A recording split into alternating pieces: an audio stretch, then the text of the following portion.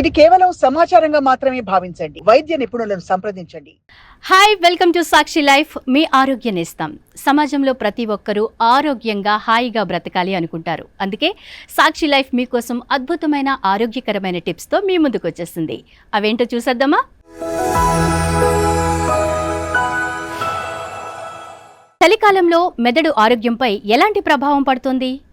మన శరీరంలోని ప్రతి కణానికి కాలానికి సంబంధించిన సమాచారం అవసరం. తద్వారా అది పగలు రాత్రి ప్రకారం సరిగ్గా పనిచేస్తుంది. నోటి ఎగువ భాగంలోని ప్రత్యేక న్యూరాన్లు గడియారంలాగా శరీరంలోని ఇతర కణాలకు పగలు రాత్రి గురించి చెబుతాయి.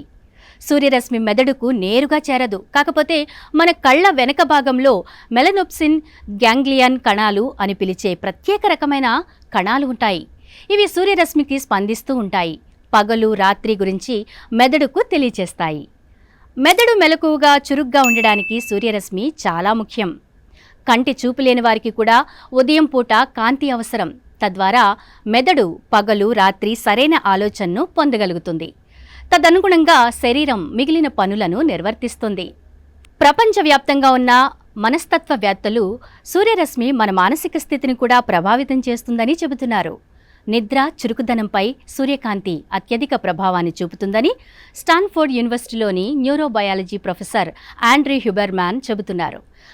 మనం ఉదయం నిద్ర లేవగానే సూర్యరశ్మిని గ్రహించకున్నా చూడకున్నా రాత్రిపూట నిద్రపై ప్రభావం ఖచ్చితంగా చూపుతుందని పరిశోధకులు వెల్లడిస్తున్నారు. దీని కారణంగా శీతాకాలంలో కొంతమందిలో డిప్రెషన్ లక్షణాలు కనిపిస్తాయని, దీనిని వింటర్ డిప్రెషన్ లేదా సీజనల్ ఎఫెక్టివ్ డిజాస్టర్ అని అంటారని శాస్త్రవేత్తలు చెబుతున్నారు.